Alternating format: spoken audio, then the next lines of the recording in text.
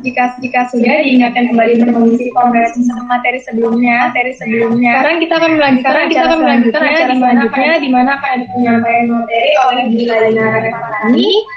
Teman-teman diharap mengikuti acara dengan tertib dan menyalakan kamera dari perangkatnya masing-masing.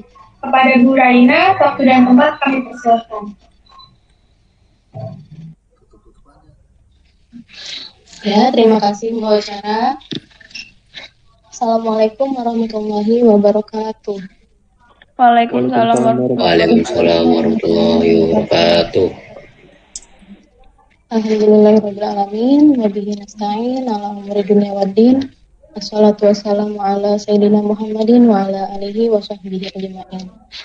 Rabbi shrah li sadri wa yassir li amri wahlul 'uqdatam min lisani yafqahu qawli. Pertama-tama, marilah kita panjatkan puji syukur kehadirat Allah Subhanahu wa taala yang mana karena nikmatnya kita bisa berkumpul di acara pesantren Ramadan pada hari ini. Mudah-mudahan kita semua selalu dalam keadaan sehat walafiat. Amin ya rabbal alamin. Gimana di sini, masih semangat puasanya?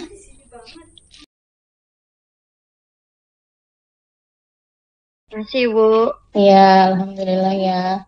Mudah-mudahan semua rundown acaranya bisa dilaksanakan dengan baik, di mana ada kegiatan membantu orang tua, membaca Al-Quran. Mudah-mudahan semuanya dilaksanakan dengan jujur ya.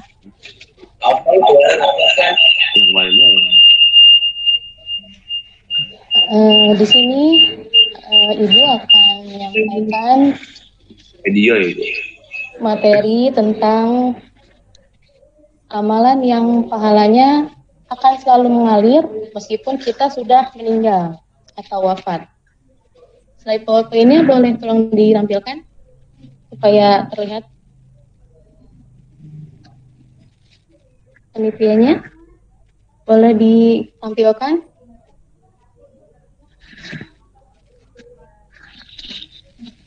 Iya. Materi kita hari ini yaitu tentang amalan yang pahalanya akan terus mengalir walaupun kita sudah wafat atau meninggal. Sebelumnya di sini ada yang sudah pernah dengar amalan apa saja itu?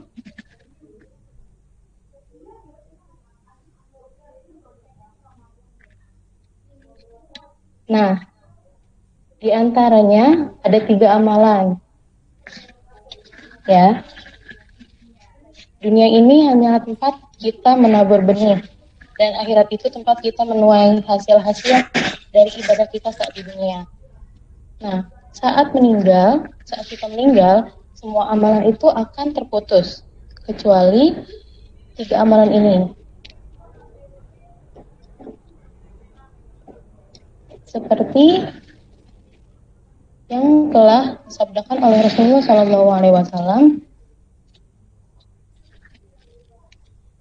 A'udzubillahiminasyaitonirrajim.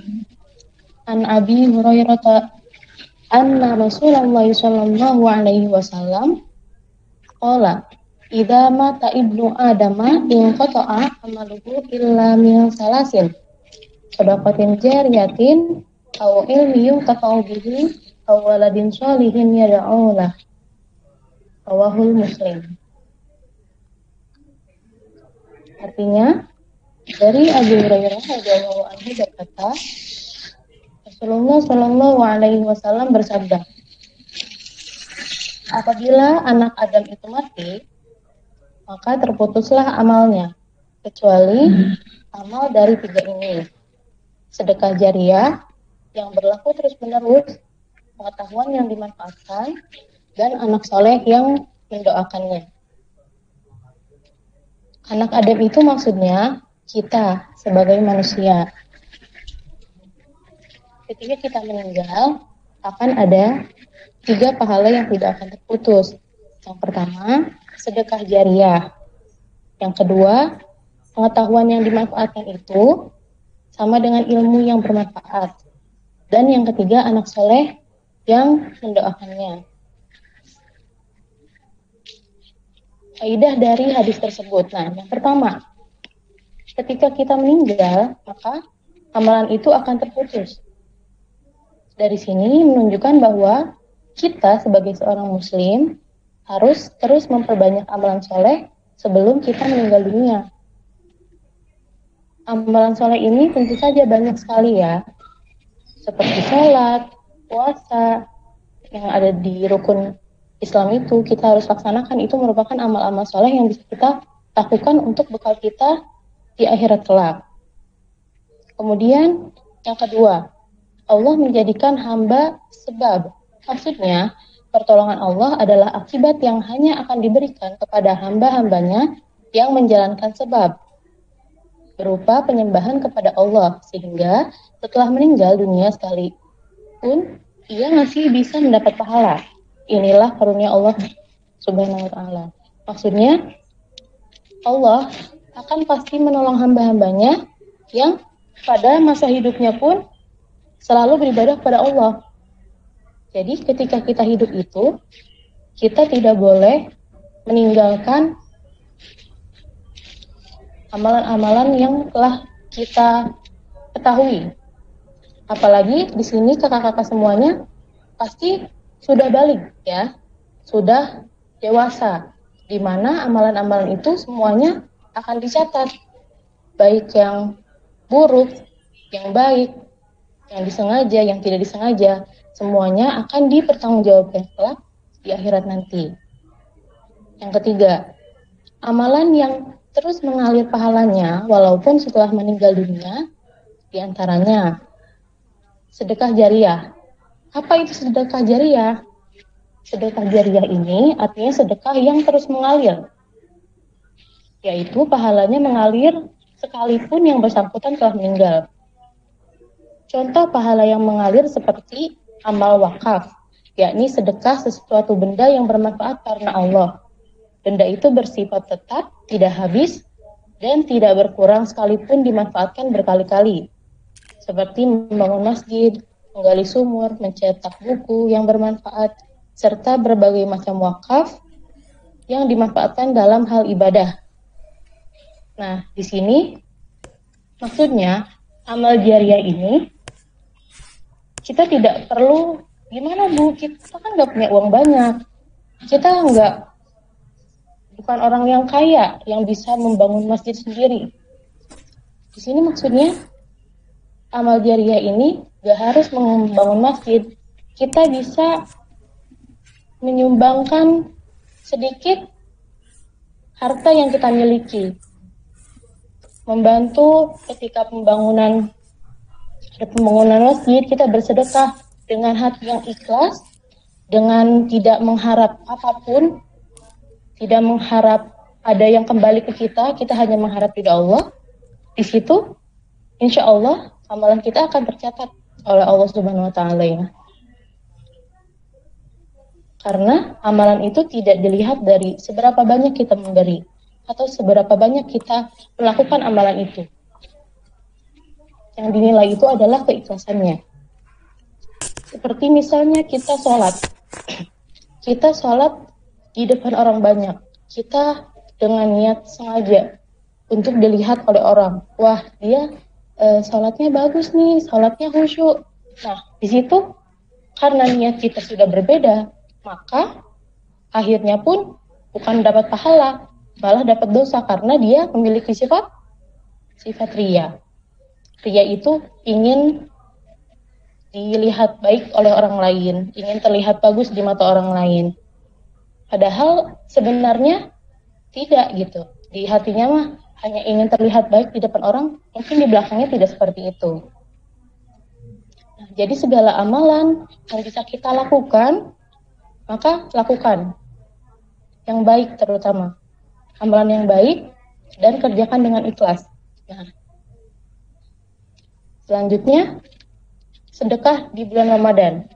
Nah, sedekah jariah ini bisa kita laksanakan di bulan Ramadan ini, apalagi bulan Ramadan adalah bulan yang penuh berkah ya. Sebenarnya sedekah dianjurkan setiap waktu dikala kita memiliki tenaga dan rezeki. Namun, sedekah di bulan Ramadan memiliki keistimewaan tersendiri. Seperti sabda Rasulullah SAW yang diriwayatkan oleh Imam At-Tirmizi, Artinya, dari Anas radhiyallahu anhu, sahabat bertanya, "Wahai Rasulullah, sedekah apa yang paling utama?" Rasulullah SAW menjawab, "Sedekah di bulan Ramadan." Karena sedekah di bulan Ramadan ini akan dikalikan pahalanya, dilipat gandakan oleh Allah Subhanahu wa taala di bulan yang penuh berkah ini ya. Makanya ketika bulan Ramadan ini kita harus berlomba-lomba dalam mengambil kebaikan yang ada di dalam bulan ini. Seperti membaca Al-Qur'an. Kita perbanyak membaca Al-Qur'an. Di mana di bulan ini juga diturunkannya Al-Qur'an. Jadi semua amalan-amalan yang ada di bulan Ramadan itu akan lebih istimewa pahalanya. Kemudian, sedekah yang bisa kita lakukan dengan cara memberikan hidangan berbuka puasa untuk orang lain yang berpuasa. Misalnya kita bersedekah ke fakir miskin yang berada di pinggir jalan atau anak-anak yatim piatu. Bisa kita lakukan. Tapi gimana Bu, saya nggak punya uang banyak. Saya nggak bisa beli nasi bungkus 50 biji. Saya nggak bisa beli makanan yang enak. Nah, sebenarnya kita memberi air putih pun itu sudah termasuk memberi makan dan minum orang yang berpuasa. Bisa dengan air putih dan kurma. Seperti Rasulullah kan sunnahnya itu memakan kurma. Maka kita simpan saja air dan kurma misalnya di musola. Kita kan niatkan saja untuk orang yang berbuka puasa. Insya Allah itu akan mengalir juga ke kita pahalanya. Apalagi ketika orang tersebut akhirnya mampu beribadah. Karena dia minum, dia kuat, dia beribadah.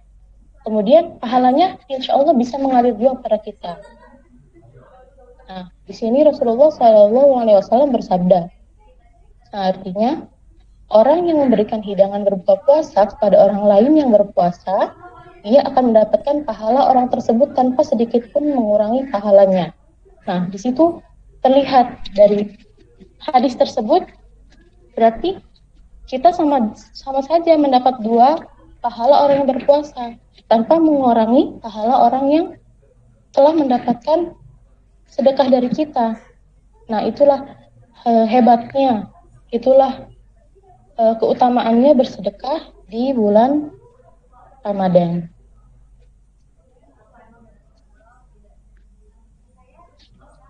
Jadi di sini kita jangan takut untuk mengeluarkan sedekah walaupun sedikit. Lebih baik sedikit yang ikhlas daripada yang banyak tapi nggak ikhlas. Misalnya kita ngasih 100.000 ke celengan masjid atau musola. Tapi di situ kita kepikiran terus. Kepikiran sampai besoknya misalnya.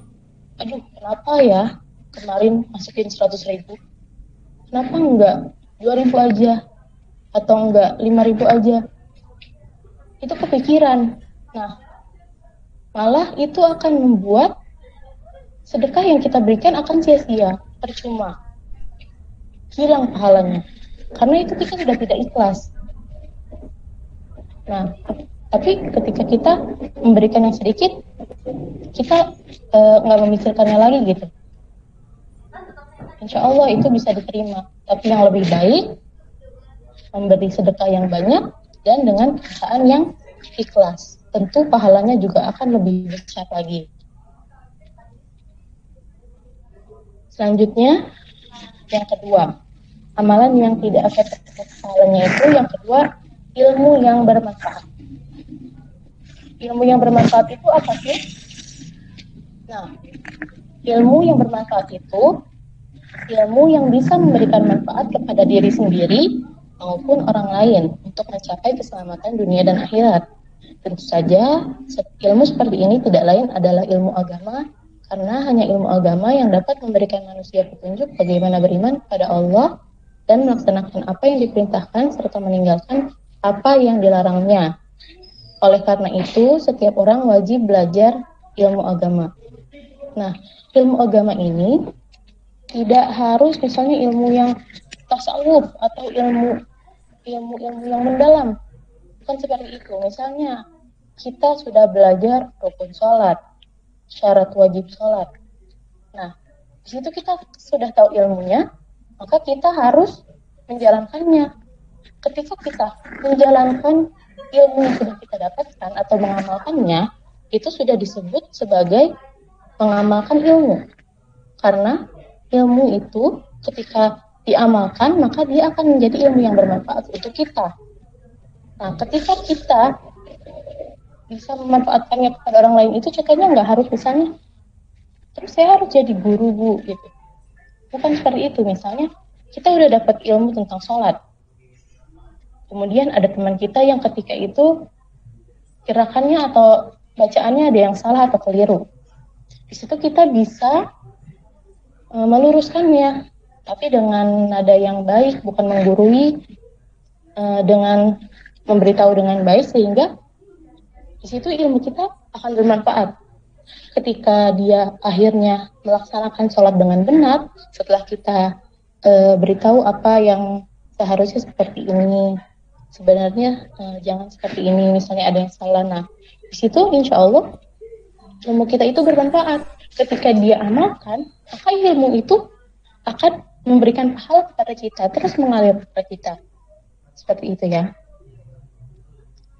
Nah, yang seperti di bawahnya, namun demikian, tidak berarti bahwa seorang yang secara otomatis telah memiliki ilmu yang bermanfaat ketika ia mendapatkan ilmu agama yang luas. Justru, letak pemanfaatan ilmu itu ada pada pengamalannya. Seorang yang memiliki ilmu agama tapi tidak diamalkan, maka akan menjadi bumerang bagi orang itu. Misalnya, ketika kita berpuasa, kita tahu tidak boleh makan, tidak boleh minum, gitu ya. Kemudian kita amalkan, kita melaksanakan puasa dengan ilmu yang telah kita dapatkan. Nah, itu sudah mengamalkan ilmu. Insya Allah itu menjadi ilmu yang bermanfaat bagi kita. Nah, ketika itu ada teman kita yang ketika melaksanakan puasa dia mengerjakan sesuatu yang bisa membuat puasa itu hilang pahalanya. Misalnya, ketika berpuasa sering menggunjing atau bergibah. Nah, itu kan memang dia puasa, tapi khawatir hanya yang didapat adalah haus dan lapar saja. Karena ketika kita berpuasa itu kita tidak hanya menahan haus dan lapar, tapi kita menahan hawa nafsu, menahan emosi, di mana kita tidak boleh membicarakan orang lain. Bahkan ketika tidak berpuasa pun membicarakan orang lain itu bukan hal yang baik dan tidak boleh ya. Itu adalah suatu dosa. Nah, di situ kita harus bisa mengingatkan teman kita. Ketika teman kita mengetahui ilmunya, kemudian dia mengamalkan dan dia menjadi tahu, maka insya Allah ilmu itu yang telah kita berikan itu, walaupun sekecil apapun itu, walaupun hanya satu ayat, insya Allah itu akan mengalir ke kita, bahkan setelah kita meninggal nanti pun. Nah, yang di sini seseorang yang memiliki ilmu agama tapi tidak diamalkan, maka akan menjadi bumerang bagi orang itu. Misalnya, seperti kita tahu, sudah tahu misalnya, kalau misalnya kita sedang berpuasa tidak boleh memasukkan sesuatu ke dalam lubang di dalam tubuh, misalnya seperti itu, entah mengorek kuping gitu ya. Tapi ada teman kita yang emang dia tidak tahu ilmunya, tidak tahu pernah mendengar yang seperti itu. Nah, di situ dia tidak akan mendapat dosa. Kenapa? Karena posisinya dia tidak tahu ilmu tersebut. Sedangkan ketika kita sudah tahu ilmunya, tapi kita tetap melakukan hal yang sebaliknya seperti itu. Misalnya kita tahu kalau misalnya mengorek kuping itu makruh misalnya. Khawatir memasukkan sesuatu ke dalam lubang dalam tubuh, tapi kita tetap melakukannya. Nah, itu bisa jadi dosa ke kita karena kita sudah tahu ilmunya. Tapi ketika kita tidak tahu, itu bisa jadi tidak dihitung dosa, kecuali kita akhirnya dikasih tahu orang-orang lain, oh ini tuh nggak boleh ya, karena ini saya udah belajar dari sini gitu. Jadi kita sampaikan supaya dia lebih mengerti. Nah di situ ketika dia sudah tahu, nah apabila dia mengerjakan sesuatu yang salah, maka itu baru dia terhitung dosanya gitu, karena dia baru tahu ilmunya. Jadi ketika kita tahu ilmu yang kita dapatkan, maka laksanakanlah sesuai ilmu tersebut. Ya. Selanjutnya,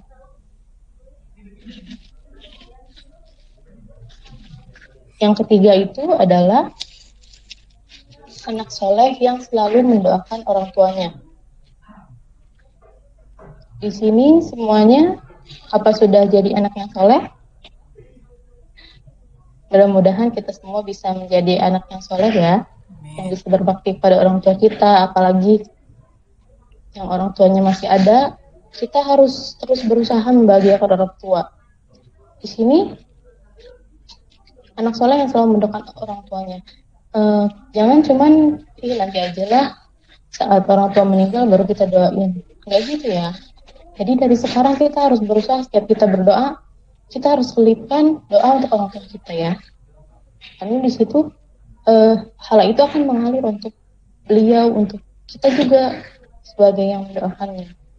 Karena doa yang baik itu akan kembali lagi kepada kita ya. Anak soleh itu hasil dari kerja keras orang tuanya. Oleh karena itu, Islam sangat mendorong seseorang untuk memperhatikan pendidikan anak-anak mereka dalam hal agama, sehingga nantinya anak tersebut tumbuh menjadi anak yang soleh. Lalu, anak tersebut menjadi sebab orang tuanya masih mendapatkan pahala meskipun orang tuanya sudah meninggal dunia. Karena ketika di dalam kubur, tidak ada yang kita nanti, kecuali doa-doa dari orang-orang yang masih hidup, terutama anak keturunan kita sendiri.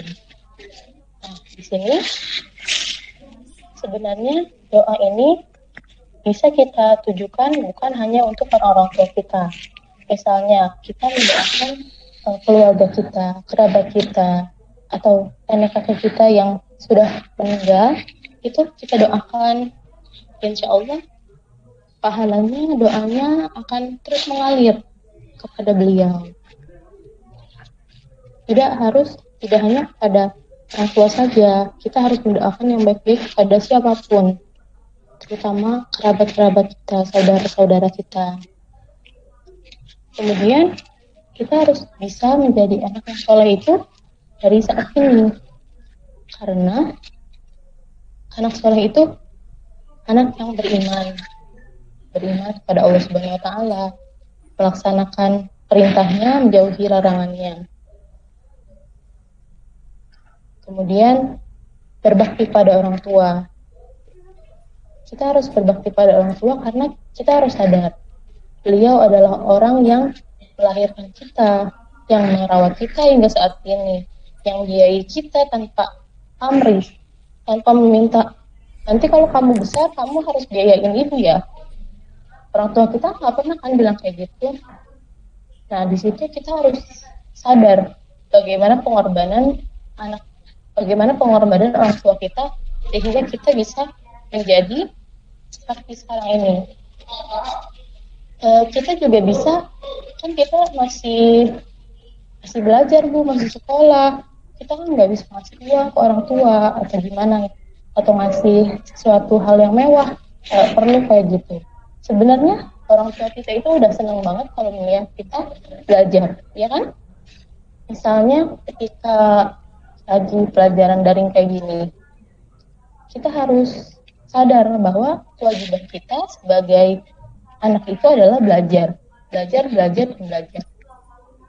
Untuk masalah main itu bisa kita kesampingkan, karena kita harus tahu prioritasnya. Apalagi sudah umur SMA kayak gini pasti sudah mengerti kan apa yang baik, apa yang tidak baik, bagaimana mencari teman yang baik. Kita pasti tahu bagaimana membedakan yang baik dan yang buruk. Maka di situ kita harus mengamalkannya. Misalnya kita belajar dengan baik, gak usah disuruh-suruh sama orang tua misalnya, belajar dulu. Ini kan udah jamnya, malah main aja, terus kita malah main aja. Itu kan sama aja kita tidak berbakti dengan orang tua. Jadi kita bisa lakukan itu dari sekarang. Berbakti itu tidak hanya harus memberikan hal yang mewah, mahal, tidak perlu. Yang penting kita ketika disuruh, kita laksanakan. Apalagi disuruh yang baik. Karena pasti orang tua itu tidak akan menyuruh anaknya kepada hal-hal yang buruk. Pasti semua orang tua menginginkan hal yang terbaik untuk anak-anaknya. Nah, di sini coba kita bersama-sama membaca ayat 23.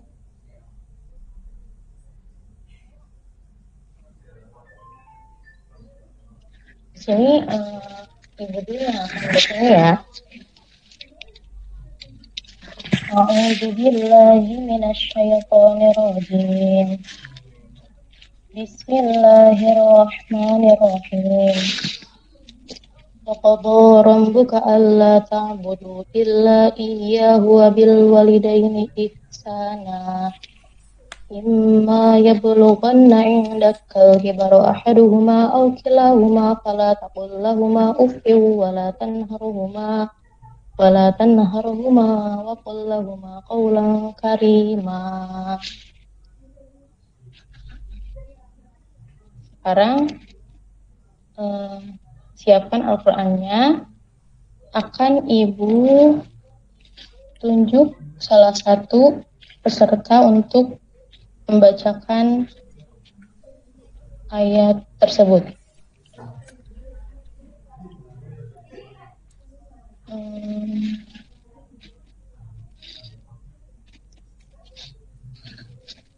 Coba tolong dibuka mic-nya ya. Bacakan Quran surat Al-Isra ayat 23, nama yang saya sebutkan. 10 MIPA 4 Siti Laila. Ada?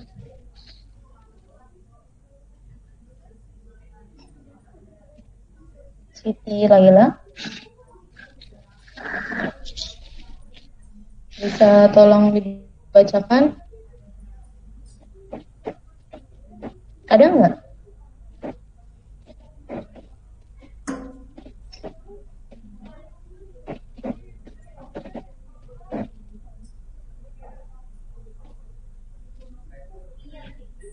Siti Laila ada nggak?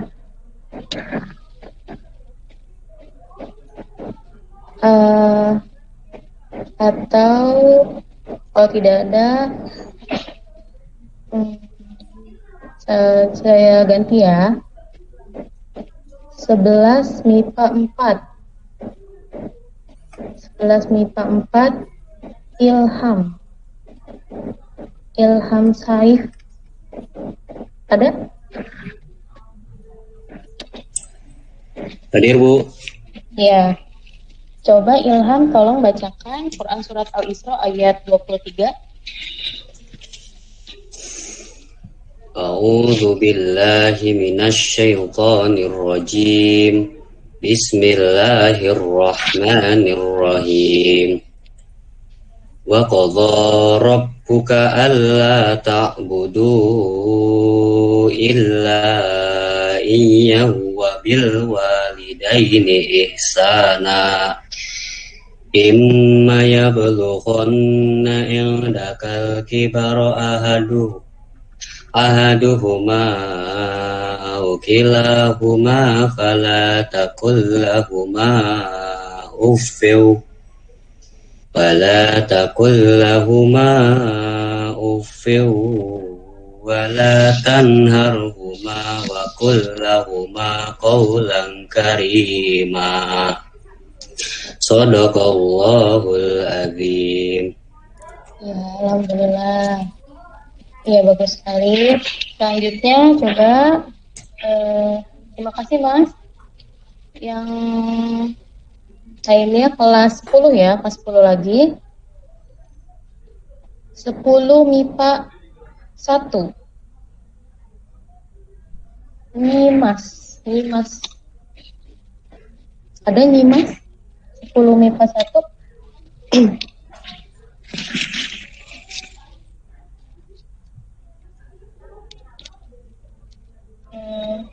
Mbak Nyimas ada?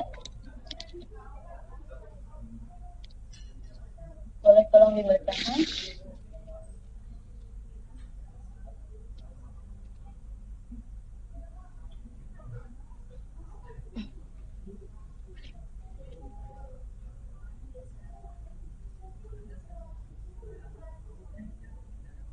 Dengar nggak? Gak ada ya? Coba saya mau dengar kelas 10 ya. 10 IPS 3. Nadila. Ada Nadila. 10 IPS 3. Nadila Dwi.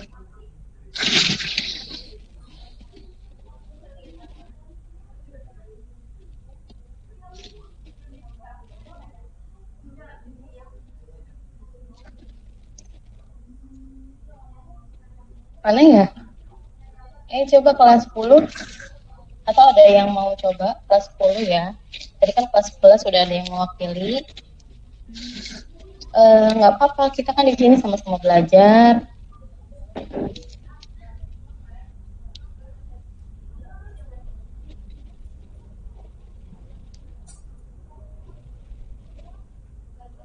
Nggak ada ya? Udah coba satu lagi.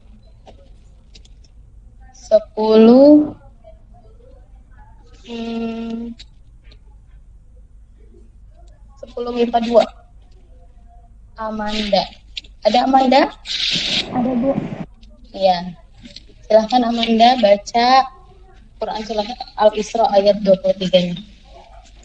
A'udzu billahi minasyaitonir rajim. Bismillahirrahmanirrahim. Wa qada rabbuka alla ta'budu illa Wa qada rabbuka alla ta'budu illa iyyahu wa bil walidaini ihsana.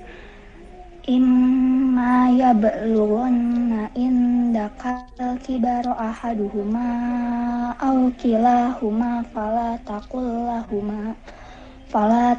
lahuma uffin wa la tanharhuma wa qul lahuma qawlan karima. Shadaqallahul azim. Terima kasih ya Mas Ilham dan Mbak Amanda yang sudah berani belajar bersama-sama membaca Quran surat Al-Isra ayat 23. Di sini saya akan membacakan kembali. A'udzu billahi minasyaitonir rajim. Wa qada rabbuka alla ta'budu illa iyyahu wa bil walidaini ihsana. Imma yablughanna 'indakal kibaru ahaduhuma aw kilahuma fala taqul lahumā uffin wa la tanharhumā wa qul lahumā qawlan karīmā. Yang artinya, dan Tuhanmu telah memerintahkan supaya kamu jangan menyembah selain Dia, dan hendaklah kamu berbuat baik pada ibu bapamu dengan sebaik-baiknya.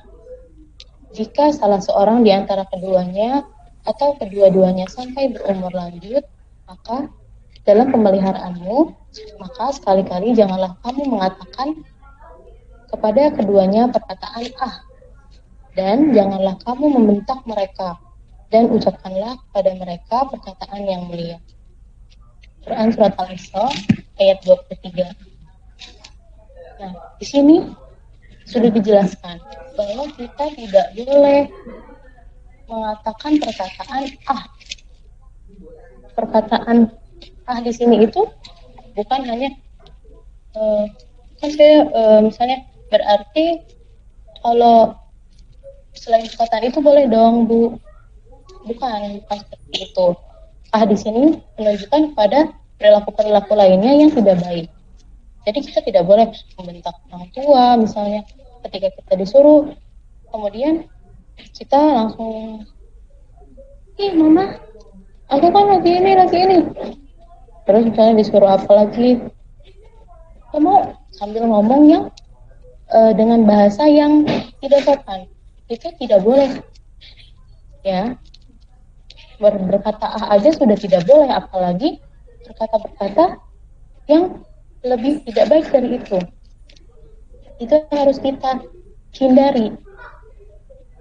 Anak yang soleh harus bisa membahagiakan orang tuanya, bukan menyakiti hati orang tua. Karena ridho Allah itu terletak pada ridho orang tua.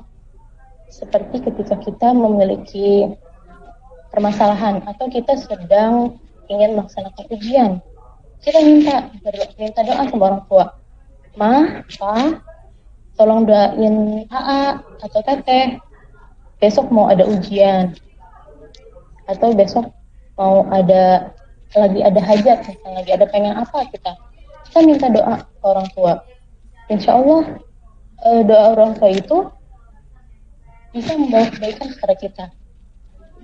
Karena ridho Allah itu terletak pada ridho orang tua, dan murkanya Allah itu terletak pada murkanya orang tua.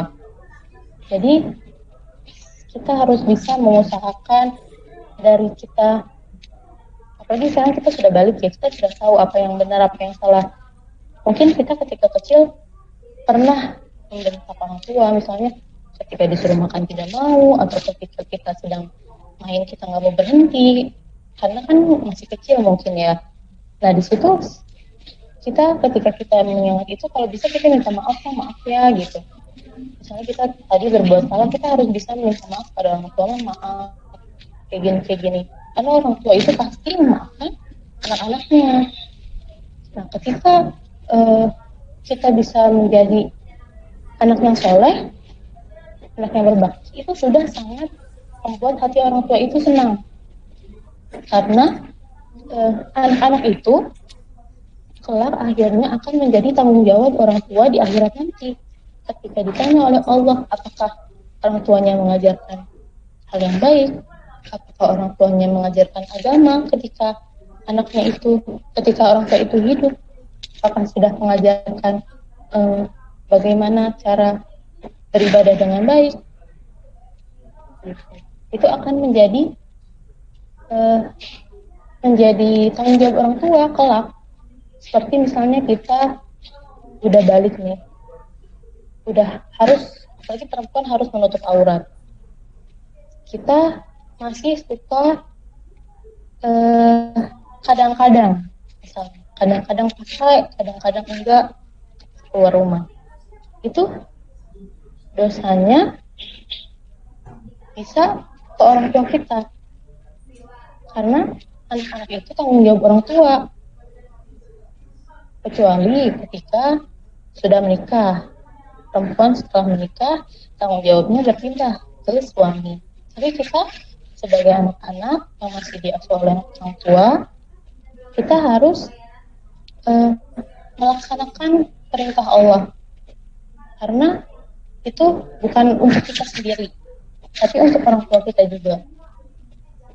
Karena di dalam Al-Quran juga sudah ada perintah, jagalah keluargamu dari ditunjukkan kepada orang tua, pada ayah ibu, untuk bertanggung jawab dan menyelamatkan keluarganya dari api neraka.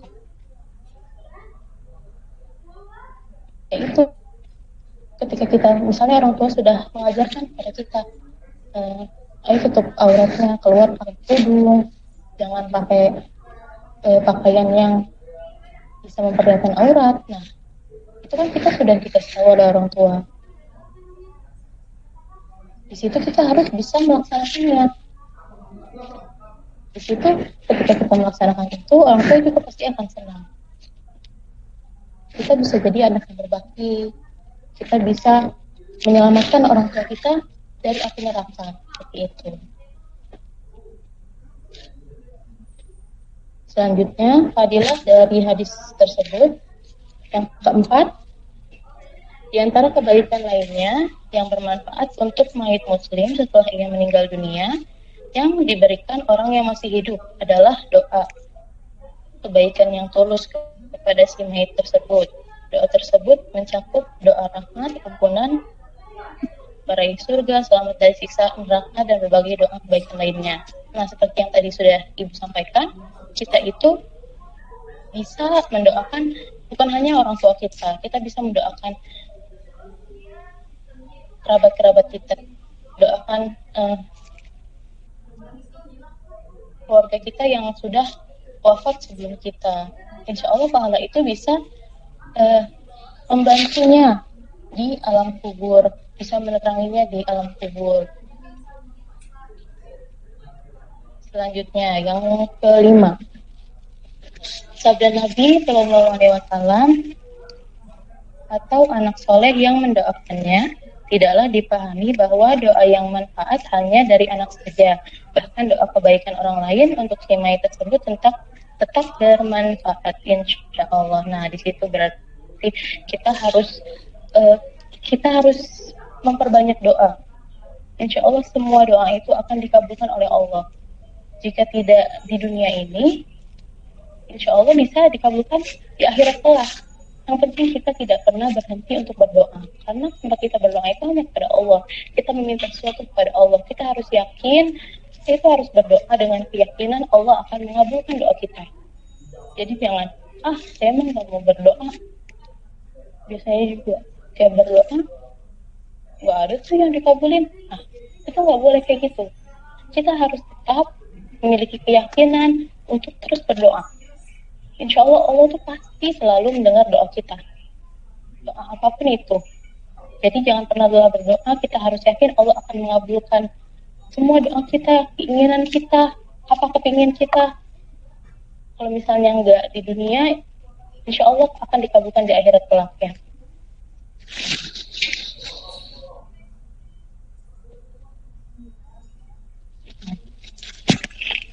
Jadi kesimpulannya, 3 amal di atas, yaitu sedekah jariyah, ilmu yang bermanfaat, dan anak yang soleh, hendaklah menjadi perhatian kita secara serius. Jangan sampai kita meninggal dunia sementara ketiga hal itu belum sempat kita persiapkan dengan baik.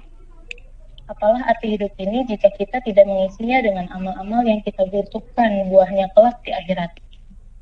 Hidup hanya sekali, maka jangan kita merugi untuk selamanya. Kalau hanya rugi di dunia, pasti kita bisa mencari gantinya. Tetapi jika rugi di akhirat, kita hanya bisa menyesali karena kerugian itu bisa jadi untuk selamanya. Jadi setelah Ibu menyampaikan ilmu yang sudah Ibu ketahui juga, mudah-mudahan ini bisa diamalkan oleh kakak-kakak semua, bisa dilaksanakan, bisa melaksanakan amal jariyah, sedekah jariyah, perbanyak sedekah. Setelah kita tahu ilmu ini, berarti sedekah ya akan membawa berkah pada diri kita, pada orang lain, pada keluarga kita. Setelah mendapatkan ilmu ini, kita harus bisa tergerak hatinya untuk melaksanakan ilmu yang telah kita dapat. Walaupun mungkin kadang sulit, misalnya masa harus sedekah tiap hari itu. Sedekah itu bisa dilakukan kapan saja, dimanapun. Yang penting kita melakukan ikhlas lillahi ta'ala, mengharap hanya kepada Allah Subhanahu wa ta'ala, bukan mengharap kepada manusia. Maka setelah kita beritahu kepada orang lain, ini kayak gini ya ilmunya, nanti orang lain juga mengamalkan kembali, itu akan jadi pahala untuk kalian juga. Semakin ilmu itu disampaikan, maka insya Allah ilmu itu akan semakin bermanfaat bagi kita, bagi orang lain. Dan yang terakhir, insya Allah mudah-mudahan ya, kita berdoa supaya kita bisa menjadi anak yang soleh, yang orang tua, dari saat ini kita harus bertekad bahwa kita ingin membahagiakan orang tua. Walaupun saya cuma bisa belajar dan belajar. Insya Allah orang tua juga akan senang jika melihat anaknya rajin belajar, rajin ibadah, menjalankan perintah Allah dan menjauhi larangan Allah. Pasti orang tua akan senang jika kita bisa melaksanakan semua perintah-perintah Allah.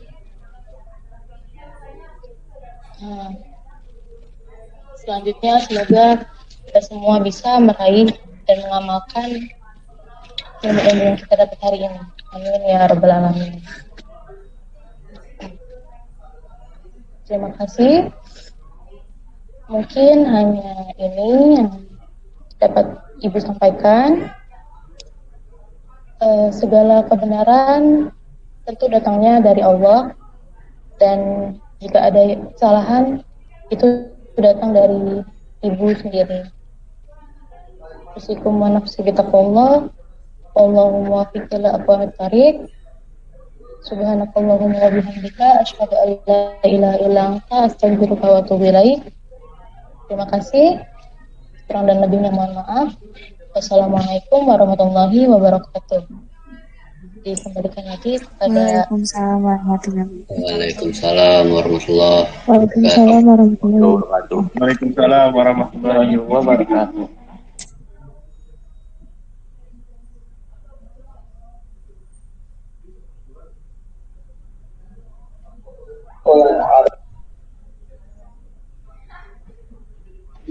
Kepada peserta yang ingin bertanya atau memiliki pertanyaan terkait materi yang sudah disampaikan, dipersilakan untuk langsung bertanya.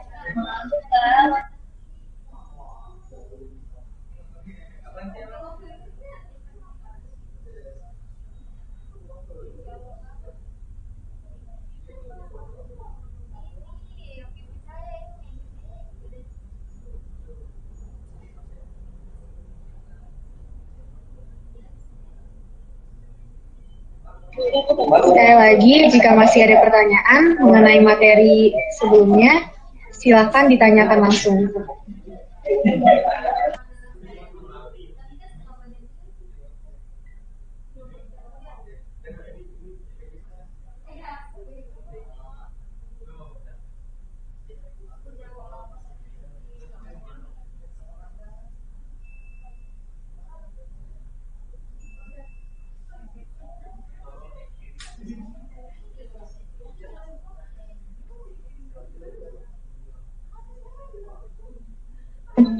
Kalau begitu, terima kasih kepada Bu Raina yang kepada kami.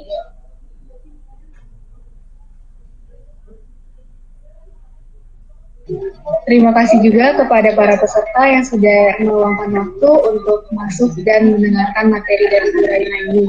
Setelah ini akan ada agenda untuk mencatat resum atau mencatat rangkuman dari materi yang sudah disampaikan oleh Bu Raina tadi. Karena itu, para peserta diperbolehkan untuk keluar dari ruang Google Meeting. Terima kasih. Kami akhiri. Wassalamualaikum warahmatullahi wabarakatuh. Waalaikumsalam warahmatullahi wabarakatuh. Waalaikumsalam warahmatullahi wabarakatuh. Waalaikumsalam warahmatullahi wabarakatuh.